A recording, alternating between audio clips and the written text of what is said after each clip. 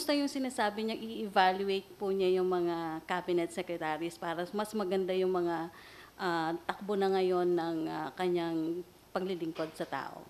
Doon sa pag-evaluate ng cabinet secretaries, I think he is, from day one, ginagawa niya yon. Siyempre naman, importante sa kanya, siya yung hinalal ng taong bayan. Kami naman lahat dito in-appoint niya at pinili.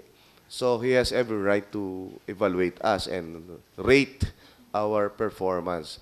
At kung hindi kami makakatulong sa kanya, wala namang business kami na manatili dito sa posisyon na to. So sa palagay ko, magandang policy ng isang namumuno ang ginagawa niya. At kami naman, alam naman namin ginagawa niya yon, so lalo naming pinagbubuti yung aming obligasyon sa kanya na paglingkuran natin ang ating bayan. Di ba? Ano nga yung first question mo? I'm sorry. Sir, yung pong direction ng Aquino administration, under naman yung Well, PAOK yeah. chair, sir. Let me answer your question this way. We have Executive Order 43, di ba? And there are 5 key result areas there. But EO 43 talks about the clustering of the cabinet.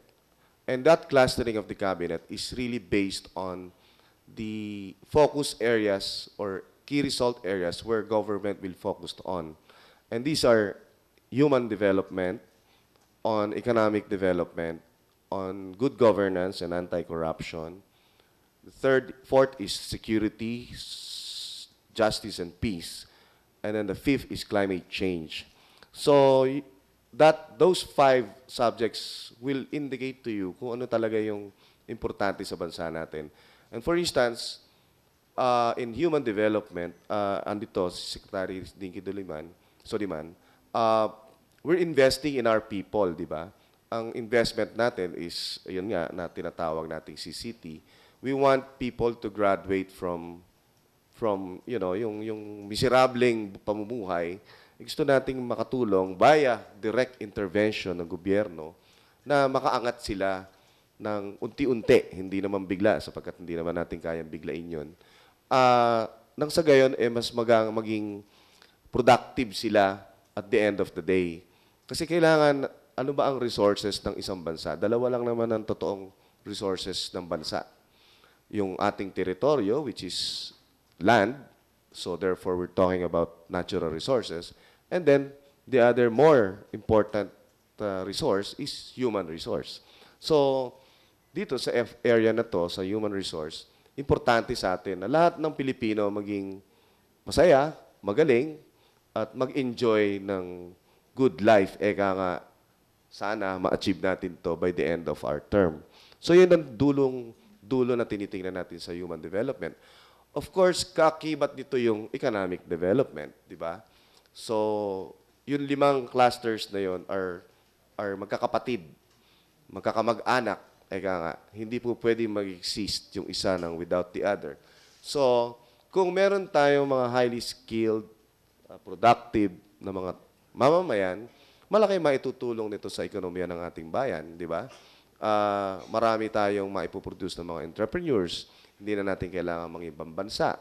At marami na tayong, kung mag-export man tayo ng mga kababayan natin, ito na yung mga talagang highly skilled.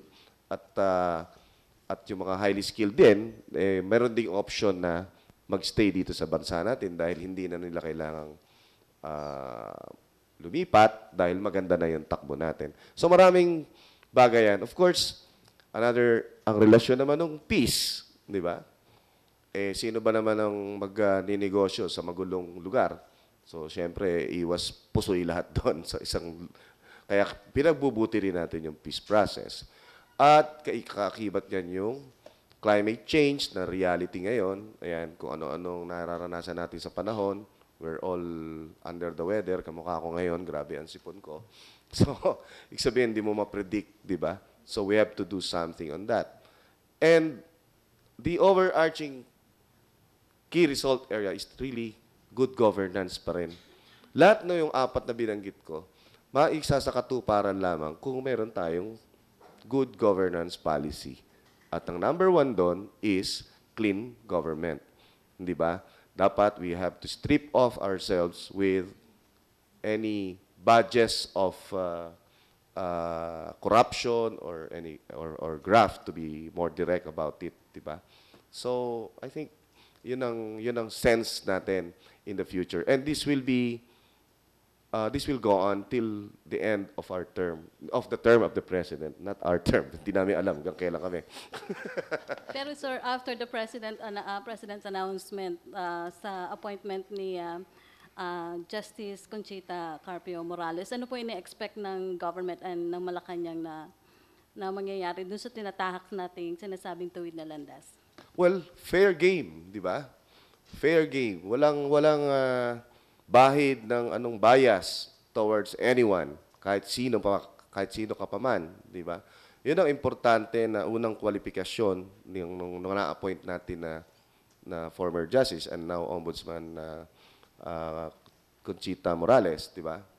So, ang bago siya na-appoint, magkakausap kami at sinabi lang namin sa kanya is pareho kaming abogado, nagkaintindihan kami na rule of law ang dapat manaig. Rules on evidence ang dapat nating tuunan ng pansin. Hindi ko mo isinigaw sa publiko na yung isang tao ay may katiwalian, automatic, tuloy-tuloy na ipoprosecute kung kahit na walang ebidensya. So, importante sa lahat na to is, ang manaig is yung fairness ng pag-a-apply ng rule of law. So, yun ang naging parang hindi naman kasunduan. Yun yung parang nakita namin kay Justice Morales na katangian. So, makakasiguro ang taong bayan na yung lahat ng mga makikita na mga katiwalian, kahit kailan pang panahon, kahit ngayong panahon na to sa administrasyon namin, administrasyon ni Pinoy, walang exempted sa rule of law. So, ibig sabihin, kung nagkamali ka, kaya ni Pinoy kahapon, personal sa kanya yon na hindi niya pababayaan na makaligtas ka ng basta-basta. Kung makaligtas ka doon, swerte mo na lang, kumbaga.